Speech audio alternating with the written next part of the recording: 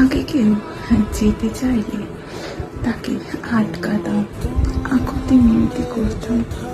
এখন আর কষ্ট হলেও যেতে দিই, কারণ কেউ মন থেকে থাকতে না চাইলে তাকে তুমি যতই জোর করো না কেন সে কিন্তু থাকবে না।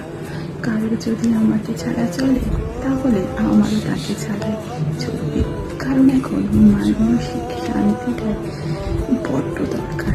জোর করে ঘুরে ভেবে ভালোবাসা হয় না, উল্টো আমাদেরই কষ্ট হয় যখন মানুষটা ইগনোর করে। কেউ না চাইলে তাকে বারবার ভালোবাসা দেখিয়ে ভালোবাসাকে এত তুচ্ছ করার দরকার নেই, বরং সেই ভালোবাসাটা নিজের ওপর দিয়ে নিজেকে যত্ন করে নিজেকে ভালোবাসতে এবং নিজেকে ভালো রাখার নিজের জীবনে প্রচন্ড